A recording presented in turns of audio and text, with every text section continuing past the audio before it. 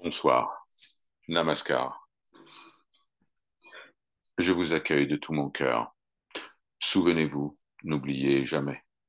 N'oubliez jamais votre véritable nature. Vous êtes au-delà de tout choix. Vous êtes au-delà de tout effort, pure conscience. Souvenez-vous de cela, toujours. Quels que soient mes propos, quelles que soient les pensées qui semblent apparaître dans l'esprit, vous êtes, vous êtes infini comme le ciel. Vous êtes au-delà de toute limite. Vous êtes réalité absolue. Au fur et à mesure de notre évolution sur le chemin, au fur et à mesure de la pratique, au fur et à mesure des disciplines spirituelles, eh bien, il semble qu'au début, nous fassions de grands progrès. Et puis le progrès semble se ralentir jusqu'à sembler s'arrêter complètement. Il nous semble être bloqué. Nous avons l'impression que plus rien ne se produit. Alors nous imaginons que nous avons fait une erreur. Nous croyons que nous avons besoin d'un nouvel enseignement. Nous ressentons que nous devons lire un nouveau livre. Nous avons l'impression qu'il nous faut un nouvel enseignant qui va nous remettre sur le droit chemin. Tout ça, c'est normal. Il apparaît que vous semblez exténué, mais vous devez vous souvenir que vous êtes au-delà de tout effort, que vous êtes au-delà de tout choix, pure conscience. Si cela est réalisé, alors vous comprenez que personne n'est exténué. Vous ne pouvez pas être exténué parce que vous êtes tout simplement immortel. Il n'y a rien en vous ou en dehors de vous qui peut être épuisé. Vous êtes pur esprit, Sat Chit Ananda. Lorsque vous ressentez cette immense fatigue, lorsque vous avez l'impression que la pratique ne porte plus ses fruits, vous devez vous rappeler de ceci. Qui ressent cela? Qui a l'impression d'être bloqué? Qui imagine ne plus faire de progrès? Ah, si vous étiez un être humain, eh bien, vous auriez une sacrée bataille à livrer. Parce que si vous étiez humain, il vous faudrait vous métamorphoser en quelque chose d'autre. Mais la réalité est que vous n'êtes pas humain et que rien ne change. Ce que vous imaginez comme devant être changé n'a jamais existé. Le mental, le corps que vous pensez avoir, doivent-ils se diviniser? Non. Vous êtes déjà, déjà divin.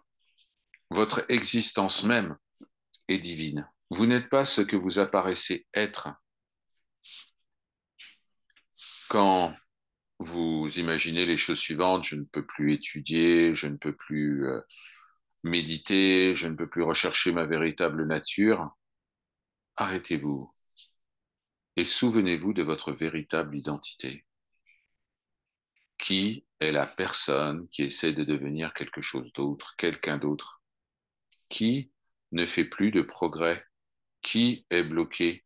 Qui semble avoir des problèmes? Le fait de simplement se souvenir de votre véritable nature, eh bien cela vous élève. Ne ressentez pas, ne croyez pas que la pratique, quelque pratique que ce soit, vous éveillera. Ne pensez pas cela, parce que vous êtes déjà ce que vous recherchez. Personne ne doit s'éveiller. Certains d'entre vous croient qu'il y a un Dieu, une personne, un être.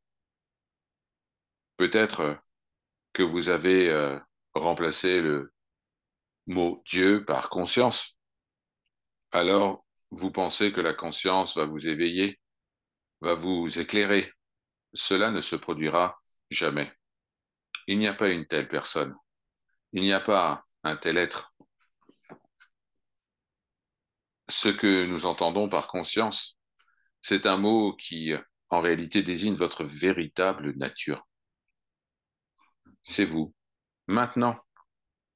Maintenant, vous êtes cela. Maintenant, vous êtes tout ce que vous avez désiré être. Maintenant. Vous vous dites à vous-même, non, je suis juste un être humain limité. Eh bien, vous allez devenir cela. Si c'est ainsi que vous souhaitez vous désigner, je suis un être humain limité. Mais quels que soient les propos que vous tenez à votre propre sujet, quelles que soient les actions que vous accomplissez vis-à-vis de vous-même, vous ne pourrez jamais changer votre véritable nature d'un iota. Vous êtes Brahman, la réalité absolue. Quels que soient vos propos, quelles que soient vos actions, vous êtes cela. Mais vous n'êtes pas Dieu de la même manière que vous imaginez être un être humain. Vous êtes sans limite, sans mental, sans pensée. Il n'y a absolument rien de mauvais dans votre vie. Vous êtes merveilleux, absolument merveilleux, parfait, juste tel que vous êtes. Cependant, certains d'entre vous se disent, eh bien, si je pratique une année, 2 années, eh bien, je suis maintenant bloqué, je ne pourrai plus progresser. Arrêtez la pratique dans ce cas-là. Ne vous forcez pas à pratiquer l'investigation, ne vous forcez à rien du tout. Stoppez tout cela et soyez vous-même. Juste, soyez vous-même. N'essayez pas d'être quelqu'un d'autre ou quelque chose d'autre. Soyez tel que vous êtes. Quand vous pouvez vraiment être vous-même, alors vous serez le soi, parce qu'il n'y a que le soi, rien d'autre. Il n'y a pas vous et moi, il n'y a que le soi parfait, absolu, et vous êtes cela. Quand vous pensez à vous-même, qui imaginez-vous être? La première chose que vous devez faire est de vous débarrasser de votre genre. Arrêtez d'imaginer que vous êtes un homme ou une femme. Et puis après, une fois que vous vous êtes débarrassé de cela, eh bien, cessez d'imaginer que vous appartenez à une espèce en particulier, l'être humain. Il n'y a pas d'espèce, il n'y a pas d'être humain individuel. Bon, lorsque vous allez voir un film, quand vous allez voir un film, vous voyez tous ces gens sur l'écran. Vous voyez plein de choses qui semblent s'y produire. Vous voyez des hommes, vous voyez des femmes, vous voyez des animaux, des arbres, vous voyez plein de choses sur l'écran. Mais allez-vous dire que tout cela est réel? Bien que ces images peuvent causer certaines émotions, le bonheur, la tristesse, regardez le film vous, quelque sorte, fait ressentir des émotions, des sentiments, oui. Mais vous n'êtes pas ces images, non? Et les images en elles-mêmes n'ont aucune existence. C'est la projection de l'image sur l'écran qui donne un semblant d'existence. Le projecteur est comme le mental. L'image est comme le monde et l'écran est comme la conscience. Eh ben, si vous essayez d'attraper quelque image que ce soit sur l'écran, vous allez attraper l'écran.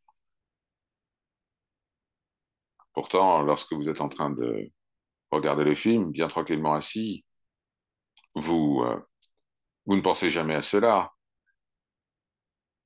Vous ne regardez pas les images comme si elles étaient réelles. Et pourtant, dans la vie, que faisons-nous? Nous regardons toutes les images comme si elles étaient réelles. Et cela nous affecte, bien sûr. Nous regardons le monde, nous entendons les nouvelles. Quelqu'un nous dit quelque chose que nous n'aimons pas. Nous devenons, nous devenons nerveux, cyniques. Nous nous mettons en colère. Nous avons peur. Le monde peut imposer cela sur nous. Le film aussi, d'ailleurs. Le film peut vous faire pleurer et rire, mais c'est le projecteur qui montre le film sur l'écran. Eh bien, au même moment, le mental projette le monde sur l'écran de la vie. Tout, absolument tout, vient du mental. Toutes les formes dans le monde sont comme les formes sur l'écran. Elles n'existent pas par elles-mêmes, et pourtant vous croyez que tout cela est réel. Ce que j'essaye de dire ici, c'est que tant que vous réagissez au monde et à ses problèmes, bien vous allez souffrir en conséquence. Cela est le grand secret mystique. Tant que vous réagissez à des gens, à des endroits, à des choses, eh bien plein de choses vont sembler se produire dans votre vie. Vous aurez plein de problèmes, d'émotions, de peurs, de frustrations. Et puis, de temps en temps, vous serez heureux. Oui, en paix, de temps en temps. Il y a parfois des moments du film qui vous rendent joyeux, heureux. Par exemple, voilà, vous regardez un film romantique, et puis il y a un peu de bonheur quand quelqu'un tombe amoureux d'une autre personne, et puis très vite, cela change, cela tourne au cauchemar, et parfois c'est ridicule, et vous regardez tout cela, tout ce qui se produit sur l'écran. Et c'est la même chose avec votre vie. Tant que vous croyez que les formes et les images sont réelles, alors il vous faudra souffrir. Vous aurez des bons moments et des mauvais moments. Les choses continueront à changer, changer et changer encore. Mais une fois de plus, le grand secret est de voir les formes du monde comme des images sur l'écran et comprendre que cela ne peut jamais vous blesser. Et c'est impossible.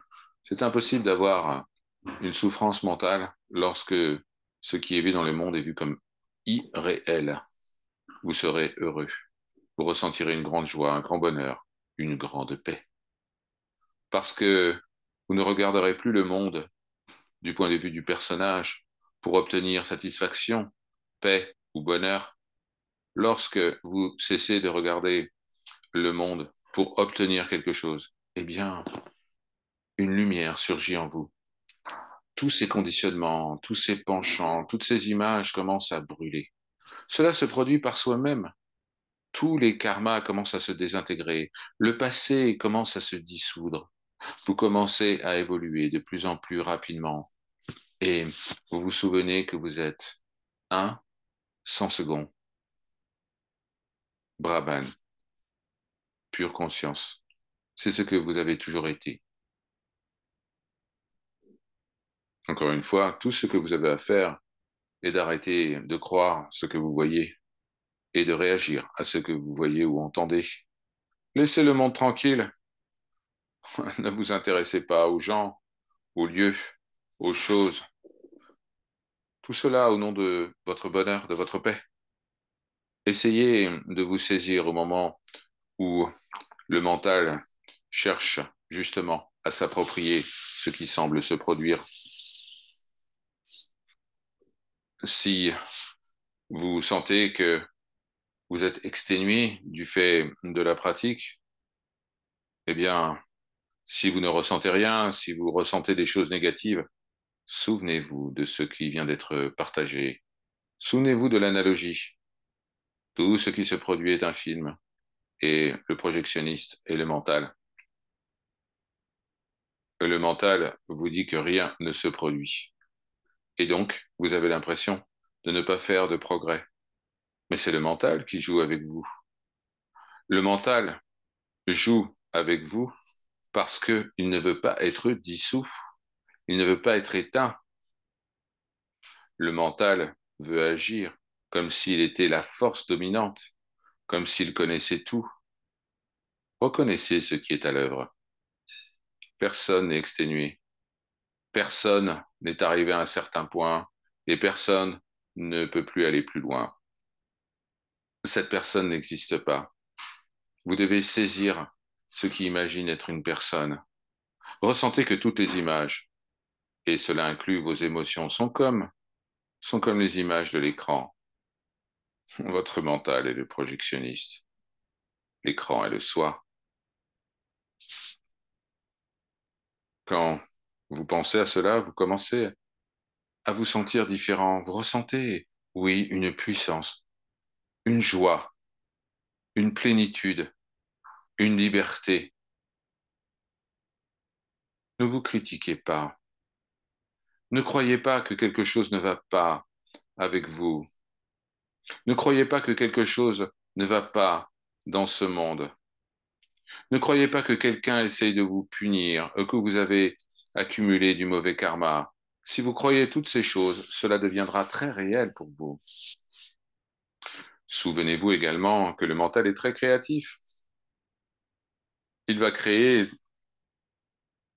il va créer les objets de vos pensées pendant un moment. Alors, soyez vigilants au sujet de vos pensées. Saisissez le mental avant qu'il saisisse les pensées. Saisissez le mental qui pense. Rappelez-vous de qui vous êtes. Soyez pleinement conscient, soyez intelligent. Regardez, soyez prêt à observer. Et vous pourrez voir le mental tenter de saisir les objets de perception. Regardez les pensées, les émotions. Lorsque vous commencez à vous sentir déprimé, quand vous commencez à vous dire que quelque chose ne va pas, ne laissez pas le mental vous emmener sur cette route, quel que soit le ressenti. Quand vous pouvez, saisissez le mental avant qu'il ne saisisse une pensée. Souvenez-vous de cela. Souvenez-vous que vous n'êtes pas le mental, que vous n'êtes pas le corps, que vous n'êtes pas les phénomènes. Et pensez, pensez à l'écran avec ces images, ou pensez au rêve. Ce monde est un rêve. Vous voyez toutes ces choses que je partage avec vous. Vous devez être capable de les appréhender. Vous devez être capable de goûter ce qui est dit. Travaillez sur vous-même de cette manière. Ne laissez pas le mental continuer à vous promener de ci et de là, à vous faire sentir coupable. Non. Attrapez ce mental avant qu'il attrape les pensées. Utilisez les exemples que je viens de partager avec vous. Quel que soit le problème que vous semblez avoir, quelles que soient les circonstances dans votre vie, réalisez que lorsque vous dormez profondément, rien de tout cela n'apparaît.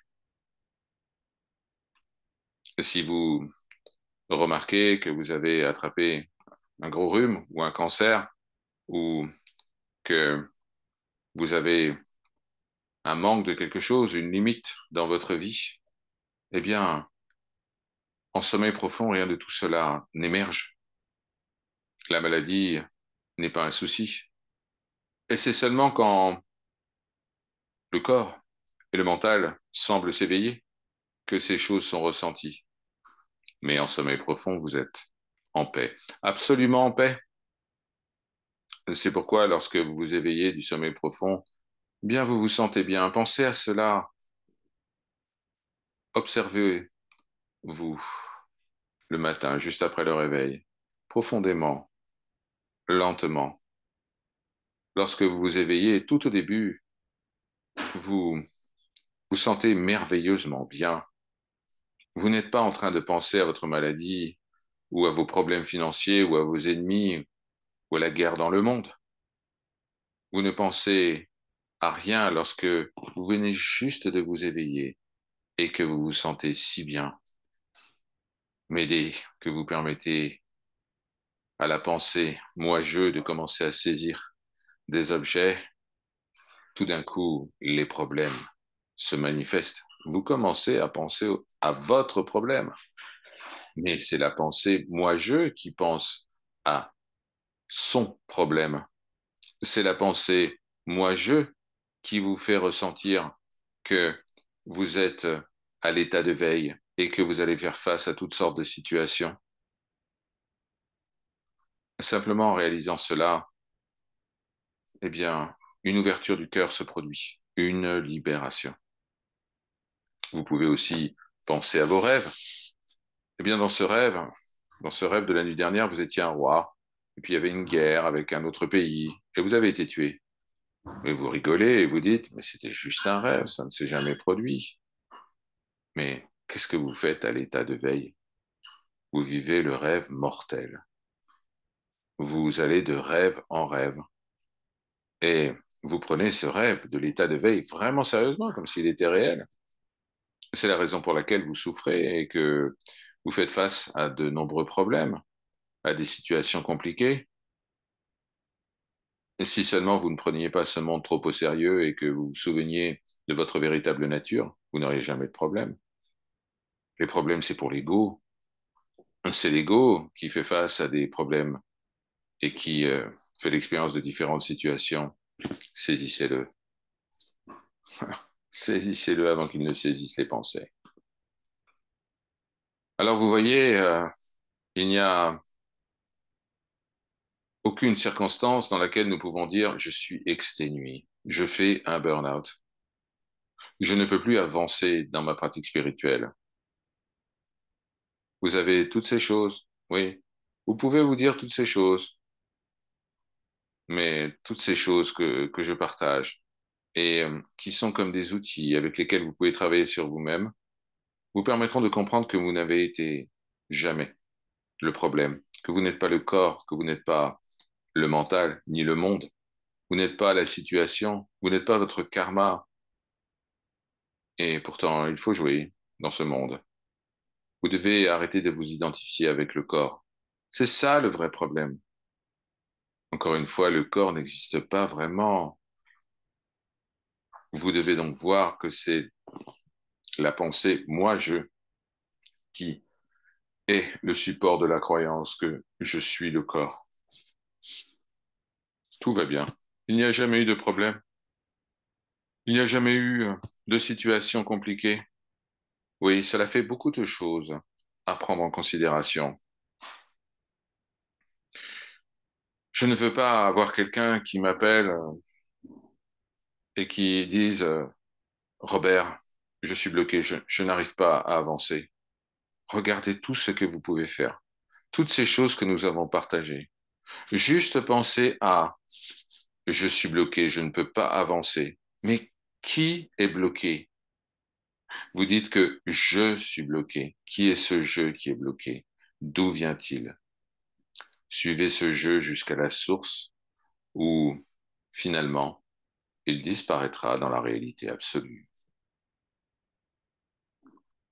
Hariom Tat Sat, par sa grâce.